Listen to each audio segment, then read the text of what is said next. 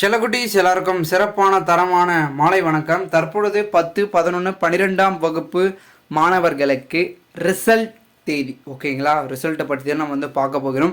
வீடியோக்குள்ளே போகிறதுக்கு முன்னாடி நீங்கள் நம்மளுடைய சேனலுக்கு புதிய பார்வையாளர்களாக இருந்தீர்கள் என்றால் மறக்காமல் நம்மளுடைய சேனலை சப்ஸ்கிரைப் செய்து வைத்துக் கொள்ளுங்கள் செல்லக்குட்டீஸ். இப்போ வாங்க வீடியோக்குள்ளே போயிடலாம்.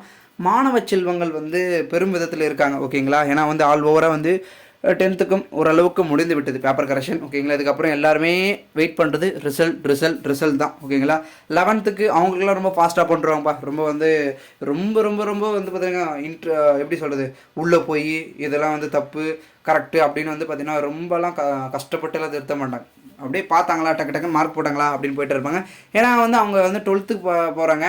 மற்றபடிக்கு வந்து பாஸ் ஆனாலே போதும், ரொம்ப மார்க் எடுக்கணுன்றது ஒரு பர்சன்டேஜ் அளவில் இதெல்லாம் வராது. 12th மார்க் தான் வந்து பார்த்தீங்கன்னா காலேஜுக்கு இருக்கிறதுனால அவங்களுக்கு வந்து ரொம்ப ஃபாஸ்ட்டாக பண்ணுறாங்க. ஆனால் நம்மளுடைய 10ஆம் வகுப்புக்கும் 12ஆம் வகுப்பு அப்படி இல்லைங்க.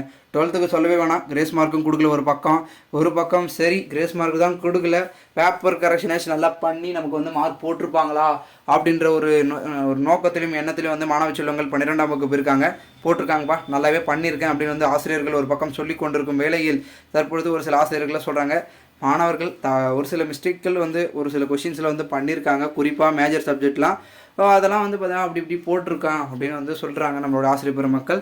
ஸோ இந்த ஒரு சூழலில் மாணவ செல்வங்கள் அது ஒரு பக்கம் இருந்தாலும் உங்களுடைய நம்பிக்கை என்பது உங்களுக்கு தான் தெரியும். மார்க் நீங்கள் எவ்வளோ எடுப்பீங்க அப்படின்றத 12ஆம் வகுப்பு செல்லக்குட்டீஸ் ஒவ்வொருத்தரும் வந்து பார்த்தீங்கன்னா 600க்கு எவ்வளோ எடுப்பீங்க அப்படின்றத மறக்காமல் வந்து கமெண்டில் சொல்லுங்கள். அண்ட் மேலும் நம்மளுடைய அடுத்த கட்டமாக இருக்கக்கூடிய 10ஆம் வகுப்பு செல்லக்குட்டீஸ், ஓகேங்களா, நீங்கள் தான் வந்து ரொம்ப ஒரு மிகுந்த பயத்தில் இருப்பீங்க. ஓகேங்களா, 12த்து கூட 10th எக்ஸாம் முடிச்சிட்டோம், 11th எக்ஸாம் முடிச்சிட்டோம், நமக்கு இது பெருசாக தெரியாது, நம்ம இதற்கு மார்க் வரும், இதெல்லாம் மார்க் வராது அப்படின்ற மைண்ட் தாட்டுக்கு போயிட்டுருப்பீங்க. ஆனால் 10த்துக்கு இப்போ தான் ஃபஸ்ட் எக்ஸாம். ரொம்ப பதட்டு இருப்பாங்க, பயமாக இருப்பாங்க. அவங்க சொல்கிறது இவங்க சொல்கிறது எல்லாரும் சொல்கிறதையும் கேட்டு அவங்க ஒரு மைண்டில் வந்து ஃபிக்ஸ் பண்ணிவிட்டு ஐயோ இப்படி நடக்க போதா அப்படி நடக்க போதான்றது ஒரு யோசனையிலே வந்து பார்த்திங்கன்னா எல்லா நாட்களையும் வந்து பார்த்திங்கன்னா கழித்து கொண்டு இருப்பார்கள். அதுதான் வேணாம். அதனால் அதையெல்லாம் கவலை கொள்ளாமல் செல்லக்குட்டீஸ் எல்லாருமே பெரும் விதத்தில் இருக்கணும் அப்படின்னு தான் வந்து சொல்கிறேன். ஓகேங்களா, நம்பிக்கையாக இருக்கிறது நீங்கள் மட்டும் தான், நம்பிக்கையே கொஞ்சம் அதிகரிங்க. ஏன்னா வந்து 10த்தை பொறுத்த வரைக்கும் ரொம்பலாம் வந்து பார்த்திங்கன்னா ஸ்ட்ரிக்டாலாம் திருத்தலை, நல்லா தான் திருத்திருக்காங்க ஆசிரியர் பெருமக்கள். அதனால் குழப்பமடைய வேணாம், இன்னும் இருக்குது பேப்பர் கரெக்ஷன், இப்போதைக்கு ஸ்டாப் பண்ணிட்டு இருக்காங்க. ஏன்னா எலெக்ஷன் ஒரு பக்கம் போயிட்டு இருக்கிறதுனால ஆசிரியர்களுக்கு ஒர்க் இன்னும் கடினமாயிடுச்சு. ஓகேங்களா, ஒரு பக்கம் பேப்பர் கரெக்ஷன் பண்ணோம், அதை வந்து ஆன்லைனில் வந்து மார்க் ஏற்றணும். அதுக்கப்புறம் இந்த இடையில் வந்து எலெக்ஷன் டியூட்டி போனதுனால எலெக்ஷனுக்கு வந்து பார்த்திங்கன்னா அந்த வந்து பள்ளியில் வந்து பார்த்திங்கன்னா அந்தந்த கிளாஸை வந்து ஒதுக்கி அதில் வந்து நிறைய விதமான வந்து ஒர்க் இருக்கிறதுனால எலெக்ஷன் டியூட்டி இருக்கிறதுனால ஆசிரியர்கள் முற்றிலுமாக வந்து பேப்பர் கரெக்ஷனை ஸ்டாப் பண்ணிட்டு இருப்பாங்க. நாளைக்கு வேறு வந்து பார்த்திங்கன்னா வாக்குப்பதிவு, எல்லாருமே வந்து ஓட் போடுவாங்க. மற்றபடிக்கு செல்லக்குட்டீஸ் யாரும் போடலாம் கூட காலேஜ் ஸ்டூடெண்ட்ஸ் வந்து பார்த்திங்கன்னா வாக்குப்பதிவு பண்ணுவாங்க. அது ஒரு பக்கம் இருந்தாலும் கூட தற்சமயம் வரைக்கும் மாணவ செல்வங்களுக்கு ரிசல்ட் டேட் எப்போ தான் ப்ரோ வரப்போகுது, அதை கொஞ்சம் சொல்லுங்கள் ப்ரோ, சொல்லி விட்டீங்கன்னா நாங்கள் ஒரு எதிர்பார்ப்பில் இருக்கோம் அப்படின்னு சொல்கிறீங்க.